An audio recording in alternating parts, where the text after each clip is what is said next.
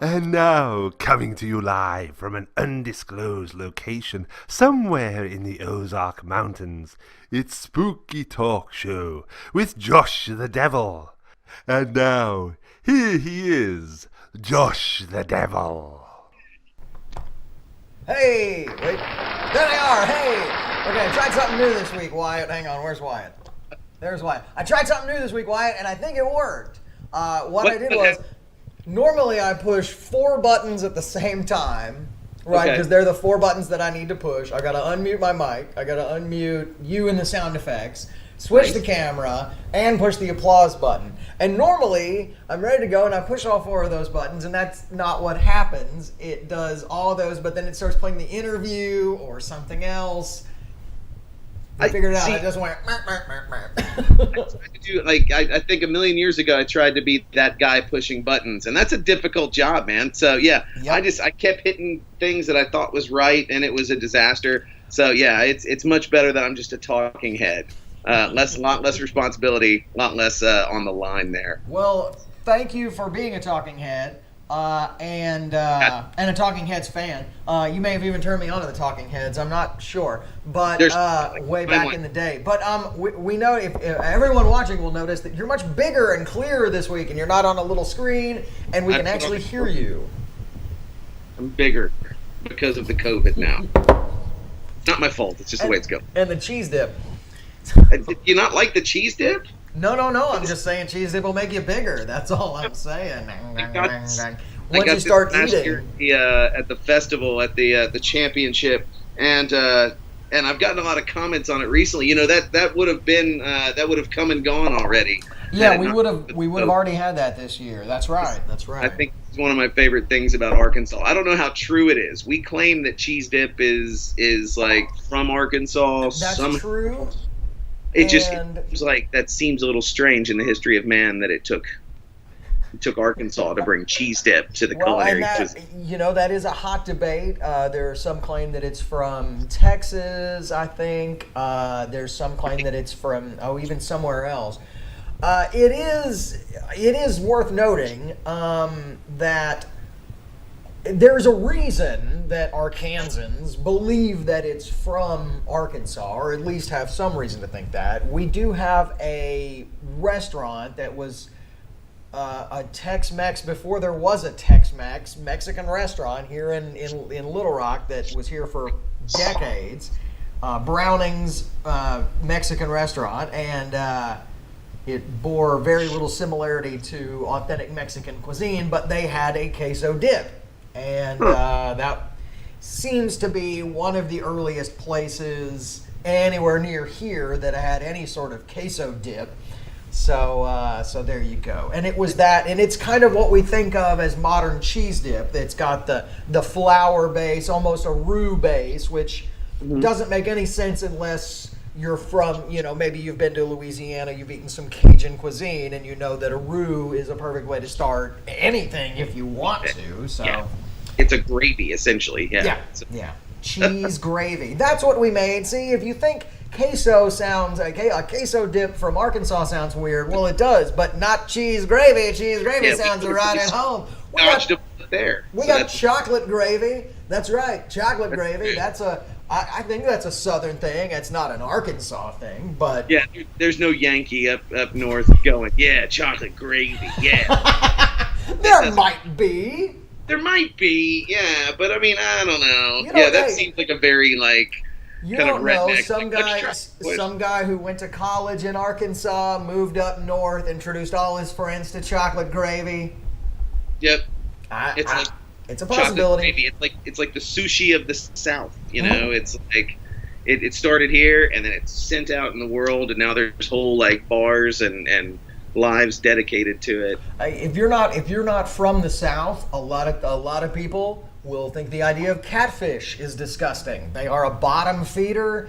They're kind of odd. But tasty. Once you've had fried catfish done the right way, Southern style, my friend, with just cornmeal, don't you dare put flour on there. No. Once you've had it, then you're hooked, and you're going to take that back wherever you came from, and you're going to pass that on. So yes. Pass it on in a lot of ways. All right.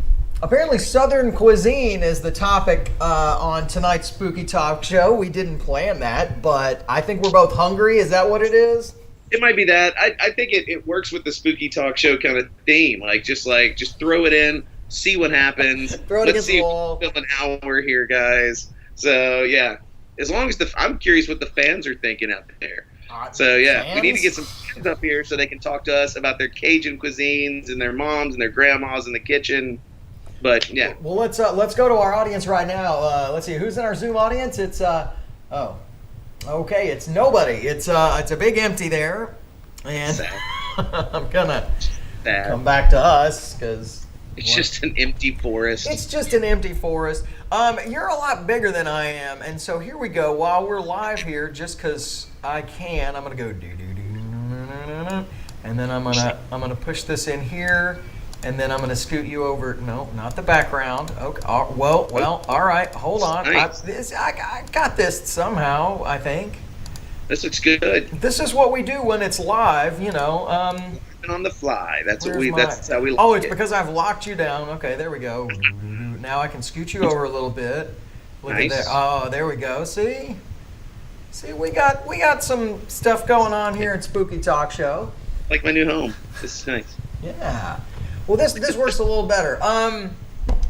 Guys, we do have you can jump in our chat. You can jump over on our Facebook page, which is facebook.com/Spooky Talk Show, obviously.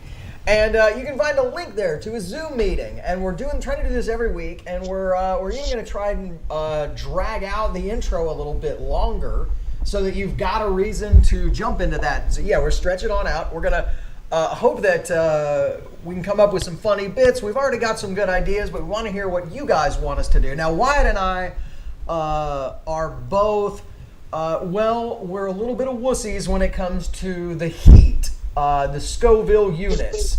I like a good hot sauce. I put a little bit of habanero hot sauce on my tacos, but anything beyond that, I'm crying. I'm a little baby, and so we're for you guys. If that's the sort of thing you guys are interested in, we're at least going to try to amuse our girlfriends because I know they're going to enjoy it. So we're just going to find some things that are hot, and then we're just going to see how much we can handle. We'll go as far as we can. Now, my girlfriend immediately recommended the Death Nut Challenge. Wyatt, are you familiar with the Death Nut Challenge? Death Nut Challenge? Death Nut, yeah. I mean, yeah, there was a couple times in high school where they played the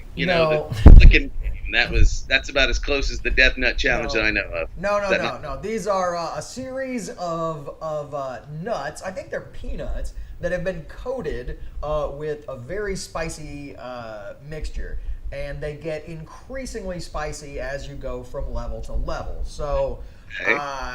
I don't even know if I can eat those yet. So we're gonna start with like some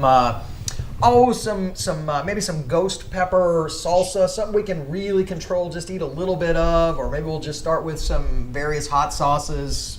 I don't know. I'm not. You're gonna puke live on the air on a Sunday night, aren't you? Well, this might up the ratings. You know, if that's what happens, that's what happens. I don't imagine myself vomiting, but I can see myself getting a really bad case of the hiccups. So we'll do the monologue first, and then we'll eat something hot and see what happens. Come back at the end of the show, we're just dead. Yeah. Or just it's like just red. We're just red and sweating, and that's very possible. That's very possible. Yeah, our girl take over the show for us, just laughing at our cowardly, sad lives. Oh wait, no, that's applause. I pushed this. I was trying to push that button where people are laughing at our misery. So. But they're applauding our misery. They're applauding our misery. They love it. They love the misery. They love it. Yeah. More hot sauce, more death. Let's do it. Oh, okay. We're going to jump to some monologue jokes here in a minute, but I am super excited for the interview. We got a really, really good one, and I can't wait to play it. I've been sitting on it for days, just waiting to share it with you guys, and it's almost there. It's almost time. We've got Ashlie Atkinson on the show. Let me push the applause button. Yes, that's right. Now I know you're going, wait a minute now, who is Ashlie Atkinson? Remind me. Well, she's been in all the stuff you love. I mean, that's if you love really good, really weird stuff. So, and I mean, I think that's pretty much all of our viewers. That's you guys, right? That's pretty much our whole audience, I think. So, I can't imagine a more odd show than, say, Happy? Yes, Happy with... Chris Maloney. Oh no, someone's trying to steal you away from our co-host. You leave him alone. He's mine for the next 45. I'm not wearing a watch. That may happen again. I've got really belligerent friends, so yeah. Sorry about that. They're watching you live and trying to get in. They're like, hey, what's going on? Okay. Yeah. All right. Don't show your private details. No. What are you doing? See my social? I'm gonna screen grab that later and post that everywhere. Okay, so we've got Ashlie Atkinson. She's been in Happy. She plays an amazing character in Mr. Robot, which if you can come into Mr. Robot and really make an impact, you've done something right, because that show is nuts and full of amazing actors playing amazing characters. So you guys are really going to want to watch that. And we tell ghost stories, which I always try and get out of our guests, and we actually got some things this time, so that's awesome. And as another almost first for Spooky Talk Show, we got serious. Hang on there. Oh, I don't have an ooh. Ooh. Yeah, I don't have enough sound effects buttons. We need 2 more patrons, and I'll add ooh to our sound effects panel. Or we can get some people in our live studio audience. That would be easy too. Just jump into our Zoom studio. It's just a forest. You can crickets. Cut to the forest. There's crickets out there. It is. Look, I don't have a cricket sound effect. That's sad too. Oh, all right. Anyway, you guys. Oh, it's a madhouse here, and you know, if we didn't do this live, it would just be so boring, you guys. It really would. The last couple of times I pushed go live because Wyatt and I are all set and we're ready to go, and YouTube is like, no, it's not a good time to go live. Why don't you try again later? And it says that, but then it also goes live because that's America. We don't know that's how it is, I guess. Yeah. So yeah. So we'd love to hear what you guys think. Jump in our chat, or you can leave a comment if you've got an idea of something stupid that Wyatt and I can do. He and I have known each other since the 3rd grade, so we could take a quiz or something. I don't know, or see who knows more about the other person, or if you just want to see us in pain and be awkward, that's a lot easier. So if you've got a suggestion for that, let's go, people. Let's quiz. Oh, come on! You know they want pain. Well, of course they want pain, but I have to be the voice of reason. All right. So because they're all screaming back there, yeah, they want it. Wait, let's go to our audience. What do they think? Chirp, chirp, chirp, chirp, chirp, chirp. All right, well there they are, and they've spoken. So real quick, got to mention, we just need a couple more patrons. Please, if you've got $1 a month that you can spare, jump over on Patreon and sign up. It's patreon.com/spookytalkshow. And you can sign up for $1 a month. As soon as we get 2 more people for any amount, then we're going to start a once a month exclusive stream just for you guys. And it's going to be really good. Now, if you don't know, I've also been taping all these great little pre-interview segments. And each one's probably 20 to 25 minutes. I got one from Ashlie, I got one from Casey Orr, and it's kind of like off the record. It's much more casual. We're just kind of chatting, and so their guard is down a little bit, so the stories are a little more interesting and maybe a little more not appropriate for YouTube. So if you want to see those, you gotta jump on our Patreon and jump over there. Another way you can support the show is you can buy an awesome Spooky Talk Show t-shirt, mug, or even face mask now. You can jump over to teespring.com/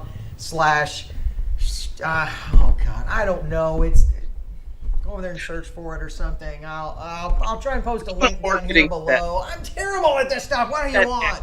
Oh my god, we're never gonna make money. I need an assistant or something. Money? I know. It's a dream. You're funny. You're funny. You're funny. Get to 2021 and things will be better. That's where we make our millions. Right now, I want to say the amount we spend per episode is about 3 times the amount we bring in. So you guys can just guess how much we spend and then try and figure that out yourself if you want to. Math nerds. That might be kind of fun too. That'd be a cool little contest if we can get the people going. How much does a show cost? What are the production costs of Spooky Talk Show? I think people would be more surprised to learn that there are production costs. Of course there are. Yeah, it's a high-tech setup, man. I don't know. Where are they? Where'd they go? Okay. We're gonna read. Whoa, hey. We're gonna read some jokes, and then we're gonna jump over to the interview. And next week, I think we will start our hot spicy challenge. So if you guys have a recommendation for something that's not super spicy, I'm thinking habanero is where we will start. Are you cool? Are you comfortable with? Is that good with you? Okay. Who, me? Yeah, you. Yeah, you. No, them. I'm waiting for the camera to answer. So no, man, you got to look like anyway. Okay. It's professional. Well, I'm turning to look at you. Do you think that that habanero is that's an okay place for you to start as well? I can't tell if I'm looking back at you or not. No, probably you're not. You're the other way. Good. Other way. There you go. You're that way.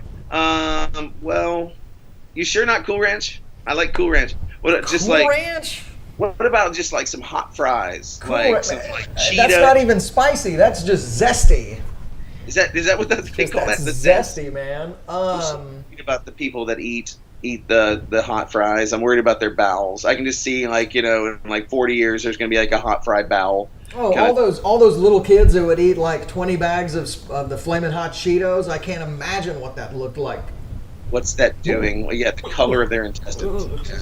So yeah, maybe we should start with the habanero. I'm thinking some like some habanero potato chips or some just tortilla chips with some habanero or there's a. I'm not big on the exact combination, but there's some Takis that are zombie Takis, which makes sense, and that goes with Spooky Talk Show. They are habanero and cucumber. Huh. I like the cucumber. So, I don't know. That sounds okay. Maybe the cucumber cools it a little bit. It would seem that'd be kind of, I don't know. We can get some like wasabi peanuts, wasabi peanuts. Yeah, that's an all right place to start. But I feel like people want to see us go beyond where we're comfortable. So I mean, that's going to have to be the way. Yeah. Otherwise, it's just these are spicy. It's nice knowing you, Josh. Yeah, and then that's the end of it. Yeah. So we'll do something for you guys. Oh gosh. Okay. Let me see. I'm gonna organize my buttons here, and there's that camera. No, there we go. Hey, and that picture wasn't supposed to be up there, Wyatt. Sorry. That's okay. All right, let's see if I can read these jokes without stumbling over them too bad. I'm sorry, Paul. I'm going to go ahead and apologize in advance. Florida Senators Marco Rubio and Rick Scott are proposing a bill that would keep daylight savings time through 2021.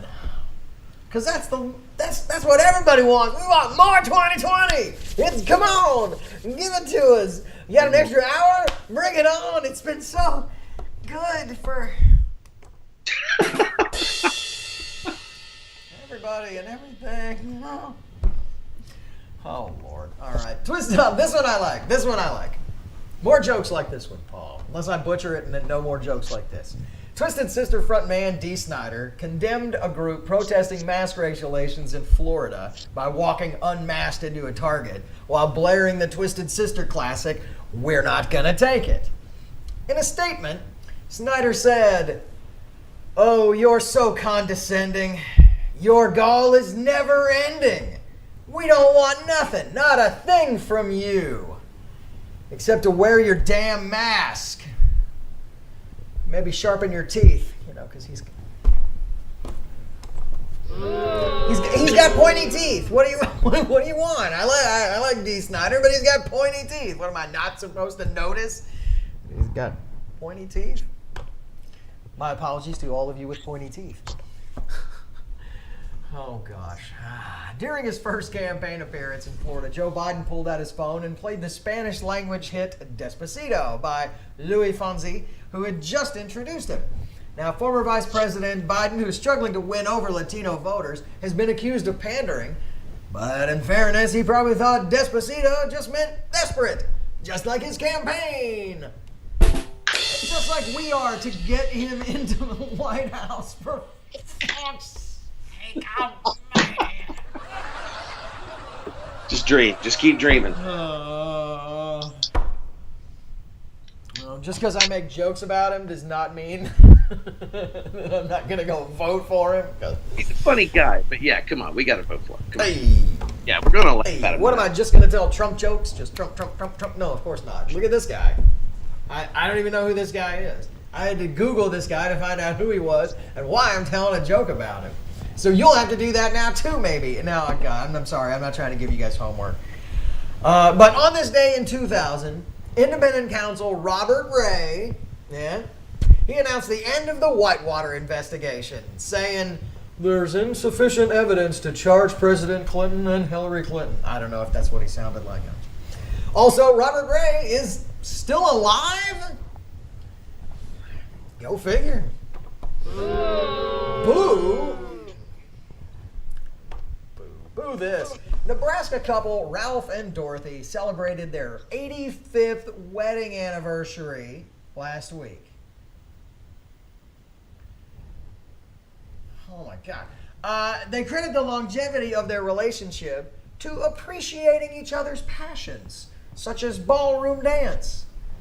Also, shooting clay targets with Dorothy, becoming a trap shooting national champion in 1952. Maybe that's the secret. They shoot clay targets so they don't shoot each other. Wait, hey!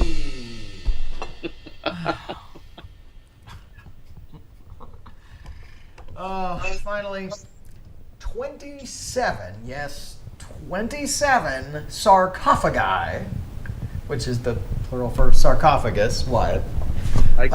You knew that. I took a class. They've been buried more than 2,500 years ago, but now they've been unearthed in Egypt by archaeologists. Just look, there's one now. Look at him.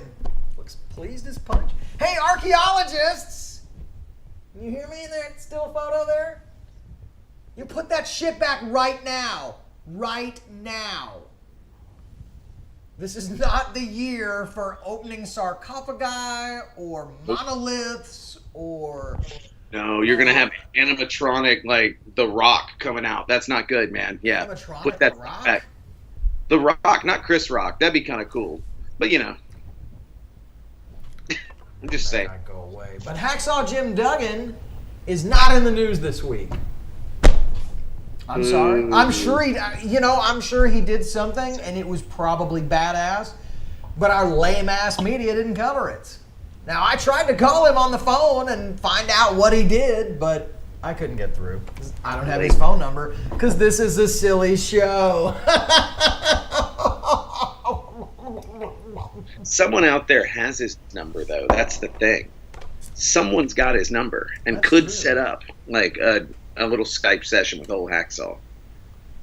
I would love to chat with Hacksaw. I'm just saying. The questions that I can just come up with off the top of my head are too many to even fit in the show. Yeah. How many Hacksaws do you own? A 2-part episode. How many 2x4s have you broken? Give us an estimate. There's no what a long and triumphant history this man has had. Yeah. I mean, how much wood has fallen between his hands? I mean, yeah. The splinters. How many houses could you build with all the wood Hacksaw has broken? Find out next week when we interview Hacksaw Jim Duggan live on the air. No, I wish that would be great, but we're not doing that because nobody knows who we are.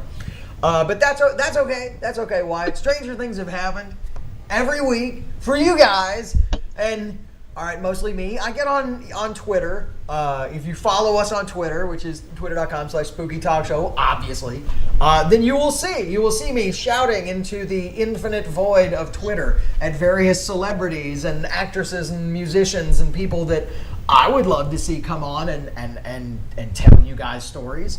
And on rare occasions, they message back and they say, "Hey, okay," and then I've got them.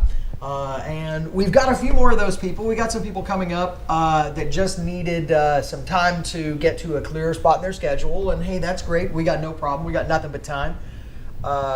So now we just got to find those people to come in and do, interviews until those people come in. And so last week there was no interview. We had nobody. Wyatt and I sat around twiddling our thumbs trying to figure out something to do. Couldn't come up with anything to do. And we didn't want to give you guys just a 10-minute show or something that wasn't great because that's just not enough time for it to be a train wreck. Yeah, you need at least 30 to 45 minutes. Yeah, for a proper train wreck show, you got to at least have half an hour. And we just didn't have that last week. So we took the week off. And to be honest, it was totally worth it because this week we got a good one. And I don't want to do too much more setup. Like I said, we got Ashlie Atkinson. You know her from things like Happy and Mr. Robot. Also, she's been in at least 2 Spike Lee movies. My favorite, she does a great scene in, several scenes in Bored to Death. Now, if you've never seen Bored to Death and you have HBO Max or HBO, go watch Bored to Death. It's a very underrated show. You got Jason Schwartzman, you got Ted Danson, Zach Galifianakis. It's very, very funny. And and I'm willing to bet you've never heard of it and probably haven't seen it. So go. No, not now. After the show. Obviously. Wait about 45 minutes. Wait about 45 minutes, and then you can go. Okay, so I'm going to shut up, and Wyatt and I are going to go play a rousing game of Parcheesi while you guys watch this amazing video. And, yeah, okay, let me just figure out exactly which buttons to push so that I don't look real stupid. And here we go. Ashlie, are you there? Can you hear me okay? Hey, Josh, how's it going, man? Hey, it's going great. Hey, thanks so much for doing our show. Oh, this is awesome. I mean, you've got just such an impressive list of some of the coolest damn shows. You know, you can run through some lists of some things, but I mean, you were in Happy. I love that show. Like the that show weirdest. You know, I spent several attempts trying to tell someone what the show was about, just to go, well, it's about, and they're like, what? That doesn't, it's not a real elevator pitch of a show. You can't really get it in 10 seconds. Yeah, that's very true. And Mr. Robot, again, another show where you can't just assume you know what's going on with that show. Not at all. So it's twisted. It's not like a be on your phone show. Neither of those shows are, I feel like. No. Ones where you can like half pay attention, you know? Yes, that's not the show to have on in the background while you're doing laundry, or you will turn around occasionally and go, what did I miss? Yeah, no, you got to sit and watch that shit. Okay. Yeah, it's like appointment television. Yeah, for sure. But we got you here because we've got a number of things we want to talk to you about. Because you've got, to tie in here locally, you've got a big master class, which I love that everybody's doing these master classes. People who would never had the time, to do something like this. Right. Are doing these. So like cool bass players and cool artists and actors are doing these amazing classes where the general public can get an awesome peek into some real experience, some real knowledge from somebody who actually knows what they're talking about. It's hard to take sometimes it can be hard to take a community acting teacher seriously, because you're like, well, what were you in? But with your master class, it's like, oh, okay, let me pay attention and take some notes. Thanks. I mean, I will say that the Little Rock community is full of fantastic teachers and performers. Well, that's true. I'm not trying to We're lucky. Value any of that action. That's some legit folks. Well, tell us about this master class. Give us the details so that anybody watching that's interested can jump in there. So my class is called Text Attack. Which is sort of, I've learned that over the years, I've been a professional actor now 17 years. That's crazy. Yeah, 17. That's impressive. It's absurd. I can't believe they're letting me do this.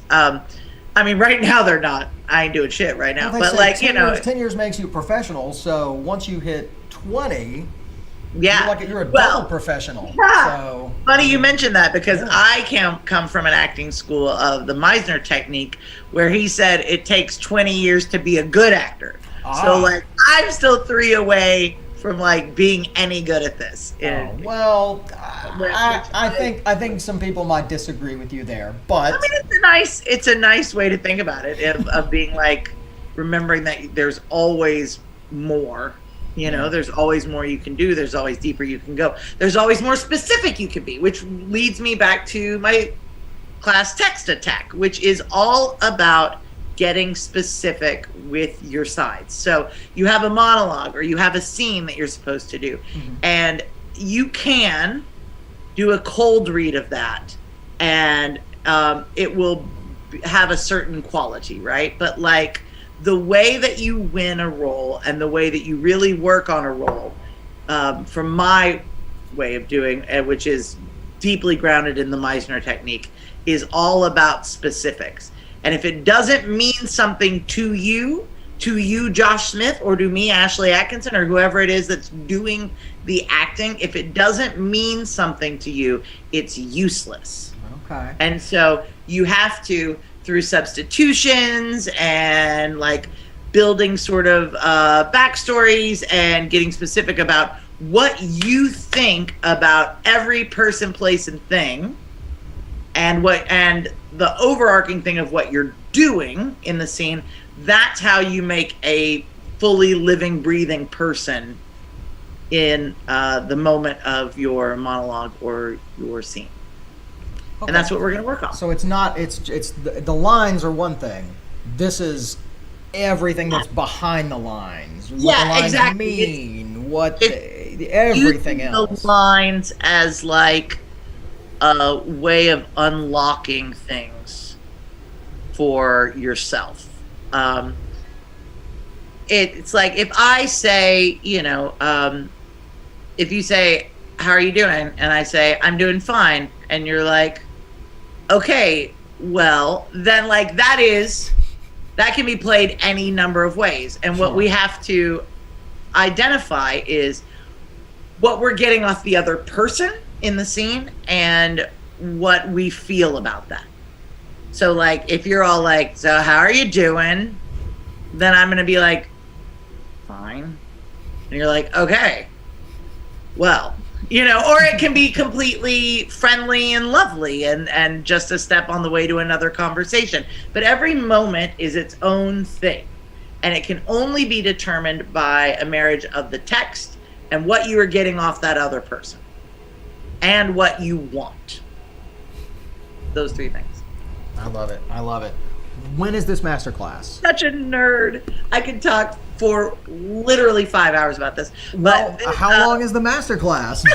It's not that long. Not that long? Well, that'll be tough. So you'll my have to do a masterclass series. is on September 28th. Okay, September 28th. September 28th, and you can sign up for it at argentacommunitytheater.org. argentacommunitytheater.org. It's September 28th.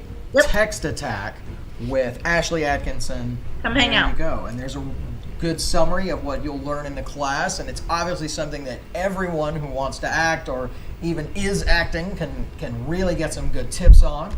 I love that you were present during a very specific time here in Little Rock, and people have romanticized it and maybe blown it out of proportion, but I'm sorry, the post-Towncraft Little Rock music scene is the scene that a lot of people forget about. It gets lost in the in the history books, but you were there, I was there, and you can attest that there was something special going on. Yeah, man. I mean, that's funny because like I was like, for the actual Towncraft scene, I didn't know enough and was just like the sort of ignorant kid. That's exactly where I was. I had no idea what was going on. I found out later and was like, wow, I could have seen Green Day when I was 13. Oh, well, right? I mean, I was there. I was just really ignorant of the larger implications. I even wrote an article for the Arkansas Times about it in 1994, 95. Wow. Which was really ignorant of some of the larger structures around that scene. And I was angry about what I perceived as misogyny in the scene and stuff like that. Well, there definitely I had my own very limited take on it, which made a lot of people angry, and probably rightly so. I was 18. I didn't know a lot of stuff. That's all right. I didn't really know any of the sort of political aspects of punk rock at that point. Okay. Yeah, not every punk rock scene is political. In fact, I've talked to a lot of people who from other states who had a punk rock scene in the 80s and 90s that wasn't very political, but ours was. Ours was, and even super political in a good way, right? Yes. In a way I didn't understand, but in a good way. That's true. And we were lucky to have a lot of just people with a really strong DIY attitude and a lot of motivation and a lot of time who were just not going to let there not be a scene. And Venues were just created. The Belvedere is a great example where punk rockers just decided, hey, this little spot has power down here, and it's a public park essentially. I outed the Belvedere in that article. Oh, that's the and did not realize that I was doing. I mean, I was so ignorant that I wrote about it without realizing that writing about it was the thing that was going to kill it. That's happened to pretty much every other kind of little blow up scene that we've had since then. So it's not that's just what happens. If it wasn't you, it was going to be somebody else. It was too big at that point. The word was out. I felt a lot of shame around it, and then I remember Matt White one night was like, yeah, you wrote that article. That was the first sense I got that there was punk rock going on in Little Rock. And I was like, well, I'm not redeemed, but I did feel a little like, I was like, getting Matt White to Little Rock into that scene was what felt like, oh, well, that's good. It didn't really change much. My band played several shows there long after that article was for sure. 99, 2000, we were playing shows there. You just you had to go up to the drum circle guys and go, we have a permit, because that was the thing about Little Rock punks. We're not going to just, they didn't have they had some of the guerrilla attitude, but they also had the smarts to go to City Hall, ask about a permit, get one on a specific day, so that when the cops inevitably showed up, they could go, we have a permit. It's signed, it's stamped, we paid our $14.25. We're having a show here, buddy. Sorry. And that's what kept it going. And I think that's a really good thing, because it was the first, and this I did understand. It was the first understanding I had that, like, as a white middle class person, I had a certain amount of immunity from violent police action. Not completely, as my friends were skateboarders and haggers and folks like that can attest to. But you did things like that. You got permits and stuff so that the more vulnerable members of your scene didn't have to go up against the cops without any sort of backing. Yeah. Basically. And I think that's really important, and that's something that is a lesson that sort of stayed with me through, like, up to this day, about, like, protecting, you might be okay, but not everybody's going to be okay. Yeah.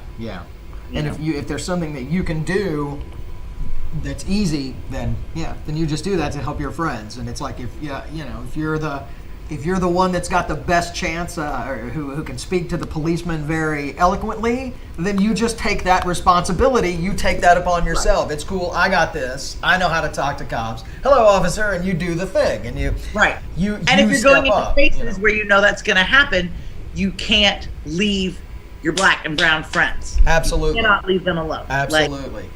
Like, and you better show up on time. Like, you better show up early so that they're not there by themselves. That's right.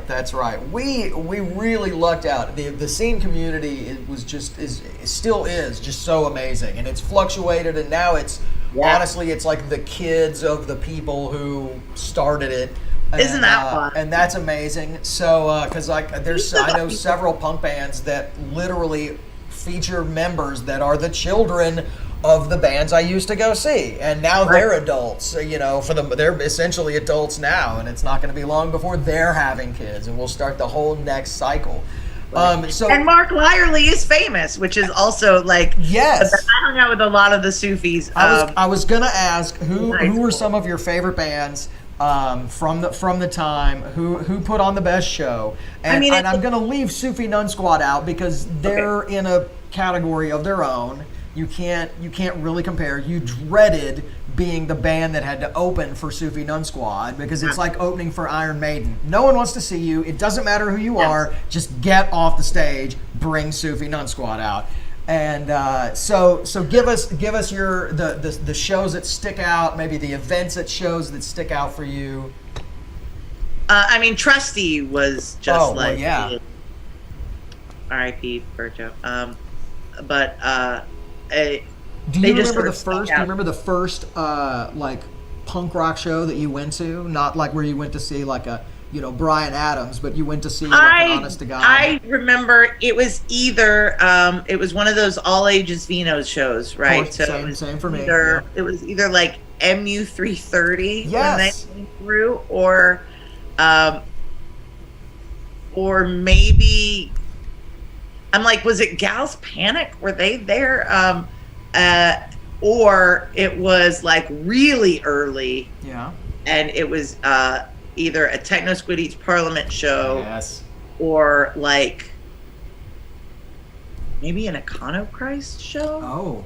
Something like that. So if it was any of those, it was a good show. Yeah, right. I really liked Techno Squid when I was like, I was probably in 8th grade. I was How like, could you not? They wrote the catchiest songs in the world. Oh man, we've had Aaron and Clay and Shane on to come on and talk, and there's all sorts of new. You'll be excited to hear. There's all sorts of new Techno Squid, like archival stuff, like stuff they did at Ardent Studios that was never released. There's Aaron has just a treasure trove of stuff. So there's going to be a lot of new Techno Squid releases coming soon. I'm very excited. I think they were probably the second band that I saw there. The first Vino show I went to see, it was the first time I'd been hearing about this place, and some friends of mine said, let's go, and we went, and I didn't drive, unfortunately. We Ho Hum was on stage in the middle of the week. We go to the only open table, which is right in the front. We sit down. 5 minutes go by. The guy who drives says, "We got to go." I didn't realize what time it is. I got to go. What? He's like, "I'll give you guys each back your $3, but we got to go right now." So we get up. We walk halfway back, and one of the members of the band, it could have been Kevin, it could have been Rod, it could have been any of them, because they all had their kind of right personality. I kind of think maybe it was Kevin, but one of them from the stage said, "Go on, we didn't want you at our show anyway." Because to them, we were just these guys who walked in, sat down, listened, and were like, "Well, we don't like this," and got up and left. Yes, that was on a Wednesday. On Friday, I went by myself. I said, "That's it. No, I'm not going with No one's screwing this up for me." No one's screwing this up. I think I saw a Lollygadget, and they were very energetic and fun. Oh, that's terrible. Isn't it funny, like, before you know people as individuals and you see them perform, and like, I just remember the first time I experienced Sufi Nun Squad. I only really knew Noah Young and Mike Lyerly because we went to governor school together. Yes. And that's how I met all those kids. We may have to do a whole episode on fucking governor school. Yeah, man, you should. I don't know why, but somehow governor school at Hendrix College in Little Rock, or in Conway, and the punk rock and local music scene were just so entwined. I went to so many shows at governor school. I didn't go to governor school. I wasn't in school, but I went you weren't to. even there. But I went to all the shows. I knew there were going to be 6 bands I liked in Conway, and there was no cover. Yeah, I'm going. I look like a student, so. So I don't know why. I have at least a dozen friends I made from governor school that I'm still friends with. Well, we'll have to do a governor school episode. Yeah, man. But let's get John back to Adams, Sufi Nun Dave Squad. Hill from Hot Springs. Like, I would never have met Dave Hill other than like. It brought all the weirdos together somehow. I don't know how that worked, but it did bring all the smart weirdos together in one place, and they all got to like network. It was great. And then we spent our days with them being like, what if you're actually just brains in vats? That's literally like one of the conversations that you like, the mind-blowing conversations that you have at governor school, where they like ask you only for an hour and a half to like entertain things that you would then revisit high when in college, you know? What if we are just brains in vats and they were trying to tell us, you know? Anyway, all right, we got to get back to Sufi Nun Squad. It's going to be difficult for anyone watching who has no idea what we're talking about to understand what sort of musical entity that Sufi Nun Squad was. If you were going to, if your friend said, "Hey, I heard you mention Sufi Nun Squad. What's that?" What would you say? I would say that they were early hope punk purveyors. The band had between 8 and 15 people on stage every time I saw them. Someone would be bleeding by the end, but there was never any fighting. There was just a whole lot of enthusiasm. They had songs that were dances, but the dances were very like doing the brick and stuff, you know, like they had songs about donkeys and bricks and mystical castles and about Dino the dinosaur from the Flintstones. Okay, now describe them visually. Thing. Visually, give us a rundown. There are a lot of costumes, and there are as many side bands as there are members of Sufi Nun Squad, and a lot of those side bands are also really incredible. But they're just like this traveling party, and they will be louder and more fun and weirdly wholesome, and they will wreck your living room if you let them. There'll be funny outfits. There'll be Marilee will like sing some beautifulness with her sweet, sweet voice. There will be rapping. There will be a lot of chanting, a lot of jumping, a lot of dancing, a lot of fun. There it is. As a sound man, I ran sound for them one time. And, oh my God, I can't even imagine. And those at first, I showed up. I had no idea who was playing. It was one of those things. It was, hey, can you come in and fill in for so and so tonight? Yeah, sure. And I just drove on down. And I immediately saw a Lyerly, and I don't know which Lyerly it was, but they both have very large heads. They have the most enormous melon heads. Yeah. They have giant heads. So I remember seeing a giant head and thinking, oh no, this is going to be Sufi Nun Squad.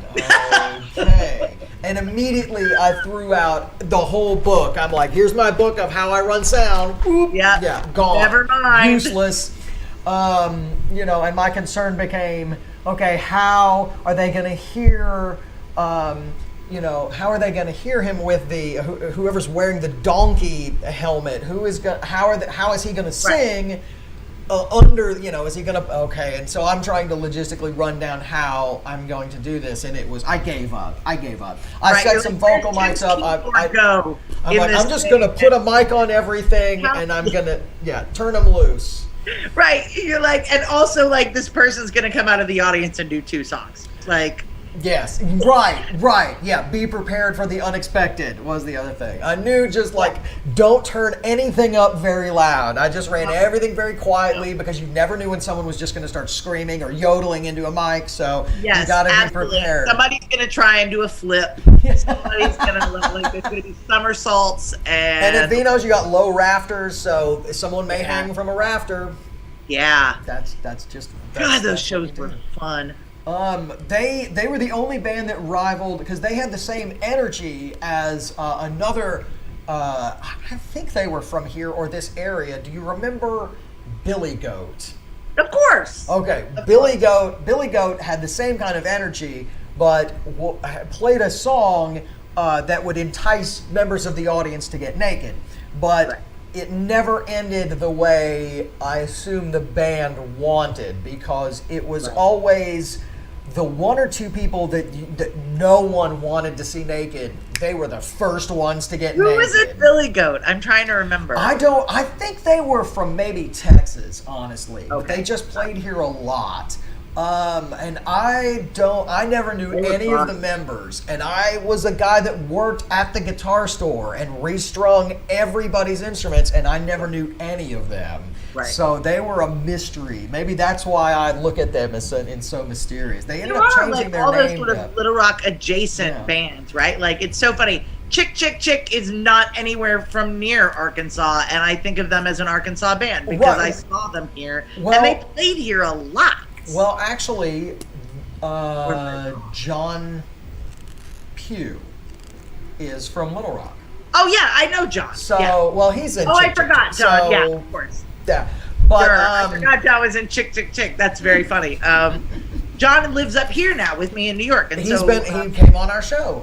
He was in town one time and came in, and he was lucky enough to come and sit on the couch when we still had the real show and told some good stories. So you see, like I said, I've had him come on and tell stories from that particular area, as well as Matthew Thompson, who runs the Fluke scene, tell his stories. And Matt Besser came on and told stories that predate all of those. But I need the perfect spokesperson, musician, to talk about that specific time. And there's one person that I really want, and I can't think of anyone more articulate, and that's Nate Powell. And I've messaged him, I've tweeted him, I've had other people tweet him. Come on, Nate. Nate Powell. Noah Young would be a good choice too, because Noah was running Harlan Records. Okay. At that time. Well, see, like, come on, Nate. I'm a North Little Rock High School class in '94. What are you, '95? Come on, man. That's pretty close. Hook me Nate's up. '96 because I was '95. Okay. See, come on. See, that was the problem. If you were more than 1 year apart at North Little Rock, then you were at different campuses and you never knew each other. Yeah, it's never true. Knew each other. Really true. Isn't that weird? Mm-hmm. Unless you worked on plays. If you worked in the theater, then you got to meet a lot of people, but you only saw them at rehearsal. That was it. So that was all. Oh. Yeah. Okay. So brilliant. It is spooky talk show, and we've both been in some spooky scenarios. Now, my spookiest stories, the weirdest things that ever happened to me, all take place in a theater, in an old, of course it was the high school auditorium, but still a big old creepy theater. So I have to hope and assume a little bit, since you've been in so many theaters and you've been here in Arkansas where things are just kind of creepy, surely you've got some good creepy ghost stories that you want to share with our audience. Surely you do. Of course I do. Oh, good. Yay. Okay. Well, let's start here in Arkansas. Because we have a lot of little famous things. We got the Gurdon Light. We've got Woods and Lateral, which we've talked to several people about. And actually, I had heard a story about Woods and Lateral, but it turns out it was one of those miscommunication things, because it's actually about a different bridge. I heard this story about Mama Lou. And I was like, what is this? So I had to run a search. After I got off the interview with Matt Besser, he was like, I've never heard that. And I said, huh. And so I searched, and it's not Woodson Lateral. It's a different bridge that apparently a woman and her baby drove off of. And if you go to the bridge and say, Mama Lou, I've got your baby. Yeah, I always heard that one over that North Little Rock, that little bridge over by sort of like the old mill or whatever. This apparently is out towards England and Scott. It's out in that area. So it's nothing that I've ever driven over, I'm sure, but I went to Woodson Lateral with the Sufis actually, and it was terrifying and very real. There was also we were always sort of like amateur ghost hunting with those kids, but my real ghost experience, there was one that happened when I was too little to remember it, and then there's one that happened at the Arkansas Arts Center Children's Theater, which has a long reputation of having this ghost. Apparently there was a young woman who had an affair with a director a long time ago and was spurned and hung herself from the catwalk. Supposedly. What I do know is that my elementary school best friend was in a production of Hans Brinker and the Silver Skates. And I don't know if you know, but girls 8 to 15 tend to be real ghost magnets. You know what I mean? Okay. For some reason, girls from pre-adolescence through early adolescence just tend to attract ghosts. To the point of when people are so if there's a ghost here, is there also a 13-year-old girl? Because that's just what happens. So my friend, who's a young woman, she's probably 8 or 9 at the time, was doing Hans Brinker and the Silver Skates, and she kept getting in trouble because she had these gloves, right? And she would put them in her costume, and then she would hang her costume up. And the next day, the gloves would be nowhere to be found. And so they kept finding them these random places, right? Wow. Like in the dressing room or in wherever. And finally, the costumer was like came back when she was getting out of costume. It was like, where are your gloves? And she showed him the gloves, and he was like, take them off. We're pinning them to your costume. I can't believe I had to come back here and do this. And he pinned them to the costume, and he put them downstairs. And the next day, they came in, and the gloves were gone again. And supposedly, they found one up near the rig. Wow. There are also stories of the Lord of the Flies boys, because that was a production where just like it was like an all-male cast, and they were all like boys ages like 12 to 16, just like losing their minds. It was sort of like the Arkansas Art Center's version of like Apocalypse Now, where like it's a show about chaos and anarchy, and it devolves itself into chaos and anarchy. That's the only way you get it realistically, is to just actually create it there. Yeah. Right? Yeah, I mean, I remember seeing it as a kid. Like, I wasn't involved at the art center yet, but I like was on a school trip to see it, and I was like, whoa, what is going on? And then I like immediately enrolled. Like, I was like, for some reason, I don't know what's going on, but I gotta do this.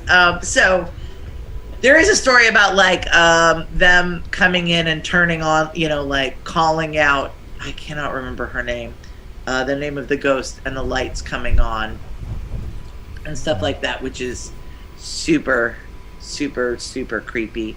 And then just like stuff like, I remember being in the dressing rooms and you'd like see someone pass behind you, and then there just wouldn't be anybody there. Right. Yeah. Which actually, whoa, that's so weird. That leads into my not Arkansas spooky story. Okay. Which is at a bar that I used to work at in Brooklyn. That was it had been owned by this Polish family called the Smolens. Okay. And Mr. Smolin had opened it in like the late 40s, early 50s, and promptly died, leaving Mrs. Smolin with 4 daughters under the age of 16. So Mary Smolin ran that bar until like the 80s, and then passed it to her daughter Pat, who then ran it, and then they sold to the people that I worked for. So, and the place is called Mary's after Mary Smolin, because everyone in the neighborhood was like, "Oh, that's Mary's place." Oh, okay. So you might as well be called Mary's. So I'm working there one afternoon, and I'm making Bloody Marys, and I'm working in front of the sink. My friends are sitting across from me in front of I'm in front of the dish sink, like rinsing out things after I've delivered their Bloody Marys. And I feel like if you've ever worked in service, you know this feeling, right? Somebody comes behind me, and they tap me on my left hip, and they say my name, right? And then they tap me on my right hip. It's a classic behind you maneuver, right? They're like, Ashlie. And then, so I, not thinking, and this is how I know it's true, Josh. This is how I know I'm not kidding myself, because I wasn't spooked in the slightest. Right. I just went like, and then I just kept turning. Right. Did like a complete 360. And then I looked at my friends and I was like, like, what dude, because it was a man's voice who said my name. I was like, what dude just walked behind me? Because it's like a solid bar. Like, we're at the end. The pass is at the other end, right? So like, I'm near the closed off end. No one's going there. So, and I'm like, and they're like, what are you talking about? There was nobody there. There was no one. So, I'm freaked out. And I tell somebody about it. I tell our bouncer guy, like the guy that runs security, who also helped build the place, Cap. Mind you, our boss is like a literal 8.5 months pregnant at this point. And he says, yeah, last month, I didn't tell Stephanie this, but I was downstairs and the security, I was like, stocking stuff up. And I looked up and this figure entered the bar. Like, it was just dark. It was just a shadow. And it, like, I thought it was a person, and it just was walking so fast, like against the length of the bar, and then it went in at the pass like it was going behind the bar, and Stephanie was up there by herself. So I like took the stairs like 4 at a time, and I get up there and there's nobody there. And I was like, oh, I don't like that. I don't like that at all. So then Stephanie calls me like 3 weeks later at like 4 o'clock in the morning. She's like, is there a ghost here? And I was like, where, Mary's? And she was like, yeah. And I was like, yeah, I think so. Yeah, I think so. Like, yeah, because I was just doing the register, and I saw, you see out of the corner, and I was like, yeah, out of the corner of your eye. She was like, yeah, I see a man, like a full-on man with like a rolled up shirt sleeve and a hairy arm standing next to me. And she said, and then I jumped and I looked and there was no one there. So I figure it's Mr. Smolin, right? Like, sure. He's never shown up when any of the dudes are bartending. It's only when there are ladies behind the bar. Yeah. And I think he just wants to make sure that his ladies are okay. Yeah. I like this that. Is my I love that. Now, I had I've had several different encounters over the years, but the house that I used to live in had a sort of a wall that made a hallway. It didn't go all the way to the ceiling. It was just this brick wall. Oh, yeah. So as you sat in the living room, it was a living room with a hallway because of this little wall. And it was right about 5 feet tall.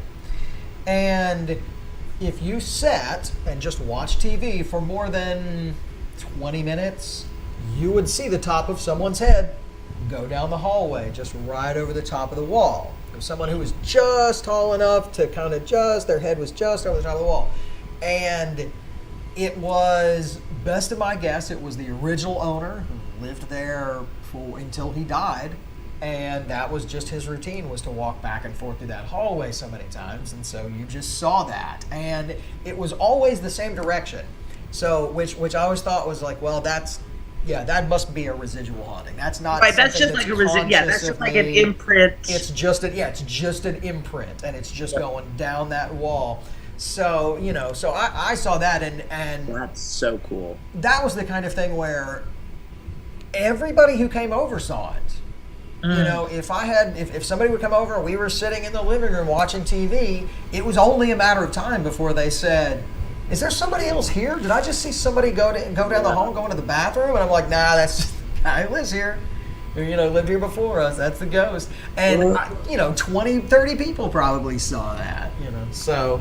That's so creepy. So I love the residuals, although they're not as good because you can't really talk to them or anything. But it's right, like they don't hang out. Right. But you're not scared of them. There can't be any kind of malicious. They're not there. They're not really there. So there's a place in my. I wanted to say it quietly. There's a place in my bedroom right now where the light behaves weirdly. Mm-hmm. You know what I mean? It's just like darker than it has any right to be in like this one spot at the foot of my bed. And I always get a little spooked walking through it. I rarely see ghosts. I tend to hear them or they touch me. Oh, okay. But I don't really see them. I think that may be a form of self-protection because I think seeing them would be like the thing that made me out of my mind the most. My mom tells a great story, and my mom's not like a super spookster person. But she tells a story about how my sister's grandmother in Arkansas passed away, and my sister and my grandmother were her grandmother. It's my half sister, but I never think of her as a half because, I'm the youngest. She probably thinks of me as a half, but I don't think that way.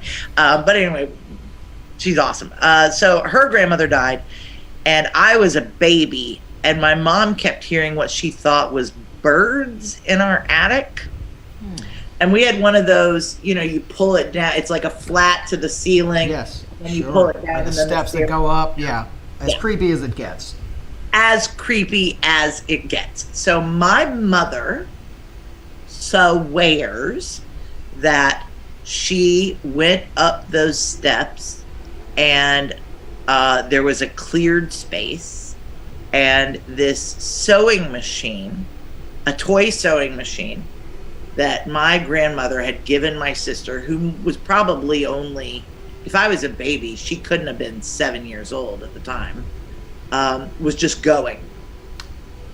Wow. Just going. Just like in the middle of this attic. And she said there was a lot of stuff. Apparently, I talked about a little boy that would come and hang out, which is creepy. Yeah. Creepy. You don't remember that? I remember seeing a guy in my closet once. That's and not I good. You don't wanna see I remember my shade being down because there was a time when the outside window spooked me. I don't know what I saw there that spooked me, but I remember having pulled it down and then turning back over to that side and it being up again.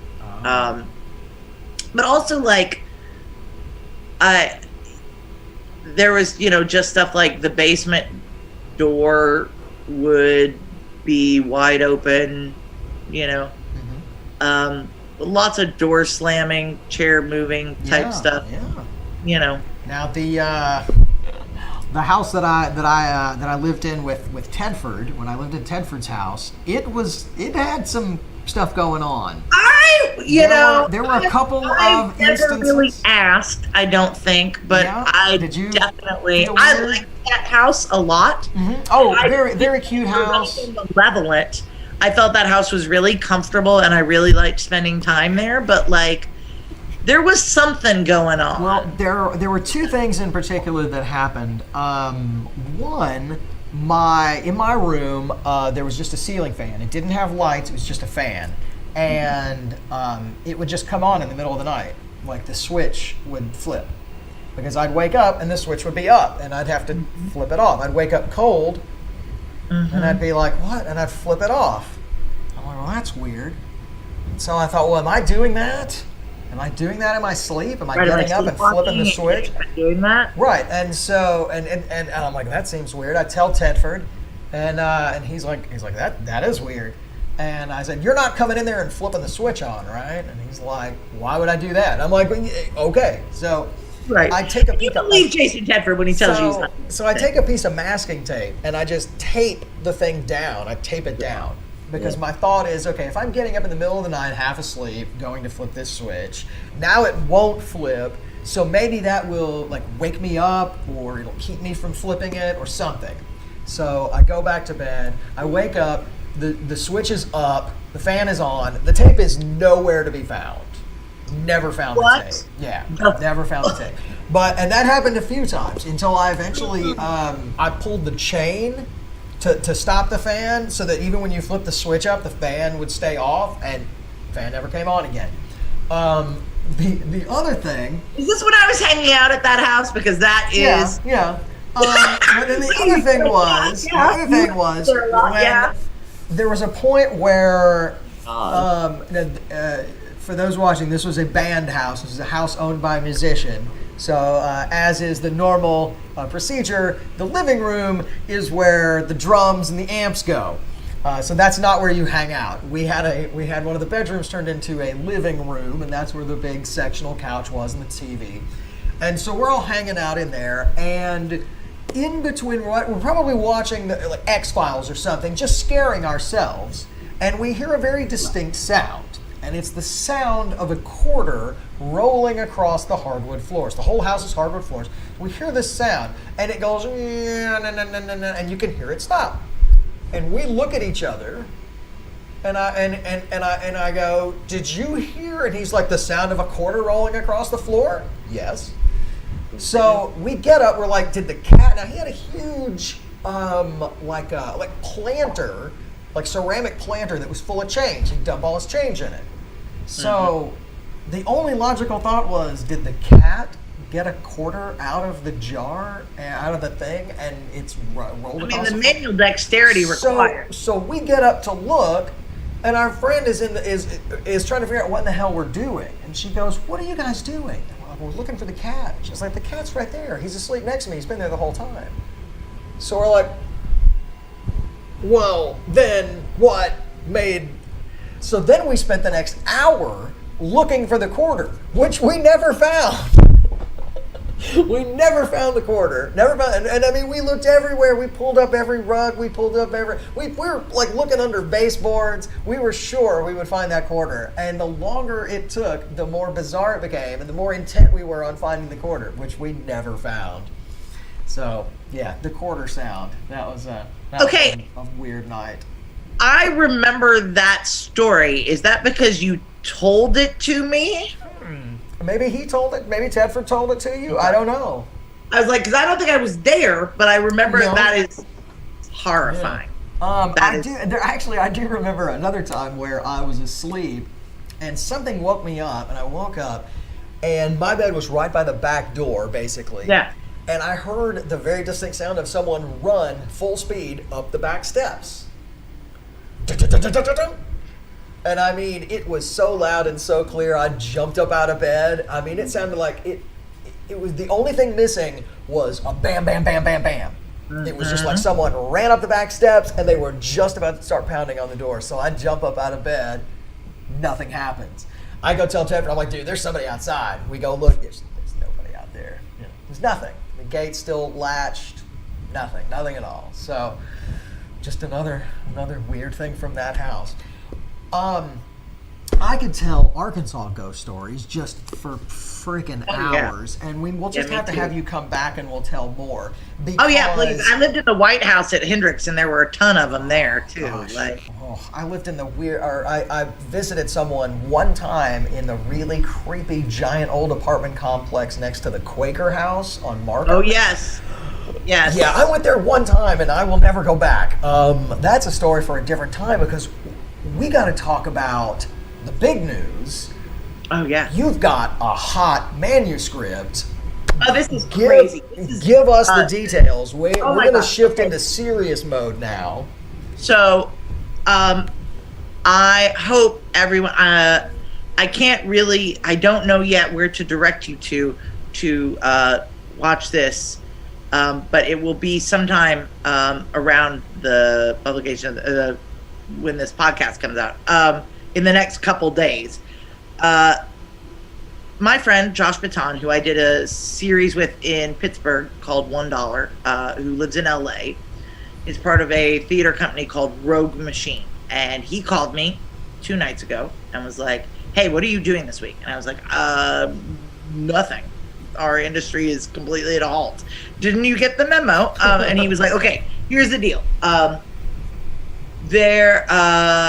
There is this playwright who's pretty well known in Belarus, and there's all this terrible stuff going on in Belarus right now. And this playwright is certain that he is going to be arrested. But what he is doing is delivering this play, this script of a play, to I think 10 companies worldwide, and that he is trying to get the word out about what's happening in Belarus with this play. Basically, there is the guy that's been in power for a long time, who is tyrannically holding on to power, Lushenko, and then there was actually a YouTuber, a Belarusian YouTuber and farmer who decided to run as the leader of the opposition party and was imprisoned, at which point his wife, who has a degree in, I think, philology, said that she would run in his stead while he is imprisoned by the state. Yeah, kind of a, you can't stop us if he's not going to run, then I'm going to run. Right, and there was an election, and she won handily, 60%, 70% of the vote, and they, well, I don't want to tell the details of it, but it's horrifying. She was forced and pressured to invalidate and to concede that election. And there's just a lot of really, really messed up shit going on over there. So this play, we will be recording it on Friday, and the idea is to disseminate it as far and wide as we possibly can to get this playwright's words out as much as we can. I will be putting it on all of my social medias as soon as possible. So that's Instagram, Facebook, Twitter. You can also, I'm sure Rogue Machine will have it on their information. I would imagine it will be up by the weekend because this playwright whose name I'm not going to say is trying to get out of Belarus, but I'm not sure that he will be able to. But hopefully he will. Hopefully a lot of his compatriots have already been arrested. So we're doing what we can to try and get his story out as much as possible. It just feels like really incredible, important work, and I hope you'll all pay attention.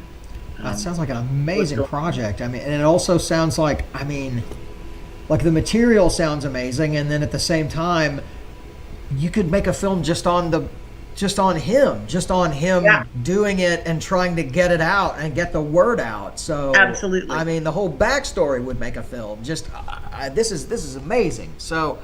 Right. We'll put the link. Once we get a link from you, we will add the link down below. Terrific. Thanks, Josh. So live, there won't be one, but then if you come to watch it later, there'll be a link to it right down there. I'm going to try to put a link for the Argenta Community Theater Masterclass down there as well, so that people can jump over there. Terrific. Oh my gosh, I want to just keep talking because, you're one of the I can go, hey, did you ever eat at Mr. Dunderbox? And you don't go, what? Right. Oh, so, you mean the weird pretzel place in the mall? There you go. See, like weird Bavarian beer hall? It was. See, there were no other Bavarian restaurants, so nobody else remembers that kind of crap. And it's a shame that not as many people know about the Sufi Nun Squad scene and experience. It was an experience. Because if we can get old Nate Powell, now to be fair, he's a really busy guy. He's got so much going on. Yeah. And he's a dad. I totally get it. So Nate, if you're watching, I'm not saying anything bad. It's just fun jabs. Of course. And he's a real busy guy, and March, the graphic novels that he drew, illustrating the life of John Lewis. Yeah. Are so phenomenal that he has tons of press related to that he's always doing. Exactly. Plus he's working on new stuff now and all this really cool stuff. He's a busy dude and he's only got a certain amount of time, but I think it'd be really cool. Well, and again, I need a spokesperson for that era who can come on and tell what it was really like, what it was honestly going on, and drop the right names to give credit to the right people. There's just nobody that's going to be better. There were so many people behind the scenes that were making the things happen that weren't necessarily in bands. Yeah, and I don't want to leave those people out. I mean, Noah was in Brother and had his own stuff, but Noah was running labels and organizing shows and making stuff happen in a way the unsung heroes. That's who I want to talk about, and I don't know if anybody is going to be the better archivist than Nate. And so, Nate, if you're watching, come on, buddy. Anytime we will make time for you. Anytime. Hour here, we'll squeeze in a little Zoom interview. I'll try not to talk your head off. I'm not promising anything, but there we go. I sow little seeds, as Bill Hicks said. I like to sow little seeds. We'll see if something grows. Ask him about Logan the Ghost, who was a ghost that lived in Mike Lyerly's house. Logan the Ghost. Okay, well then I'm tweeting that right now. Logan the Ghost. Because that's what it's going to take. It's going to take a tweet for him to go, wait, what? Yeah. Okay. Thank you. If I get him on the show because of that, then I'm going to send you a really awesome present from my 3D printing workshop here. You'll get some kind of cool little tchotchke. I can print you an Emmy. I mean, I can print you a Golden Globe. I can print you an Oscar. Wonderful. Any of them. I'll make you something. I'll make you something cool. Thank you so much for coming on our little show. It's been so good talking to you. I want to hear more ghost stories, so you be thinking, because I know as soon as we're done, you're gonna remember a couple more. Yeah, so, I already have like 3 more in my head. Like okay. Yeah, okay. Well, then I'm not really even doing seasons anymore. I'm just continually going. So we'll wait a few more episodes, and then we'll have you come back on. Perfect. If you got a new project or some kind of reason to come on, you just throw it at me, and then we'll make it. Yeah, man. If I ever work again, we'll see. It'll happen. I'm putting my faith in it. Here's I don't want them to rush back. You know what I mean? Here's the thing I believe. I imagine a world like Kevin Costner's The Postman, and I still know those people want entertainment. They still want actors. Bread and circuses, baby. They want to be entertained. They need, the court jester telling jokes. Sure. And if they're going to do that, then they're going to need somebody doing costumes. Then they're going to need somebody doing the wigs. It's all there. So I think even after the apocalypse, I think we'll be okay. I mean, I'll be in a burned out little shell, and there'll be 3 little kids wearing no clothes, watching me and clapping. But right. It'll be 10 people telling stories to each other by candlelight, which is also fun. Yes, it will. And I'll see you there. I'll see you there. We can tell some ghost stories then. Ashlie, thanks so much. I'll let you get back to your day. You stay safe, okay? Thanks, Josh. You too. All right. Bye-bye. Bye. Hey, we're back. Yes, we are. We're live. You can tell because I don't want more facial hair. Hey, well, how about that? Oh, I wish we had more time, but this is it. It's the end of the show. Thank you guys for watching. Special thanks to Ashlie Atkinson for coming on our show and giving us such a great selection of stories. And I can't wait to have her back. Now that I'm sitting here thinking about it, I think we're going to have ourselves a little Halloween special. So what we'll do is maybe the day after Halloween. It's always bugged me that the day after Halloween, The Simpsons would run their Halloween special, and then suddenly they started doing it the week after that, kind of when we'd all forgotten about Halloween. Didn't make sense to me. Anyway, so watch for our Halloween special. Maybe I can get Ashlie and a few other guests who can record some little ghost stories for us, and we'll put together a little compilation of fun ghost stories, and there we go. That'll be our Halloween episode. What do you guys think? It doesn't matter. We're going to do it anyway. I just told you. Well, that's it for Spooky Talk Show. I hope you guys enjoyed our new format. We're going to try to do about 30 minutes totally live at the beginning with Wyatt and myself, talking about silly things, whatever we want. Hopefully we'll have some bit ideas. I swear I am working really hard on getting live music, bands that are in musicians in different places, but they can all hear each other and there's no latency, and I've got this plan and I think it'll work, and I don't have any bands, so if you're in a band and you're watching this, message me. I need a guinea pig band to test this out. So go to our Patreon page. I need 2 more people to sign up, and then we will get an awesome monthly exclusive stream. And I'm going to start uploading all of these great pre-interviews from all of our guests. And that's it. I think next week Wyatt and I are going to eat some really hot shit and make our girlfriends laugh as our eyes water and we hiccup uncontrollably. And other than that, I don't know. There'll be something, so don't worry about it. And yeah, until then, piss off.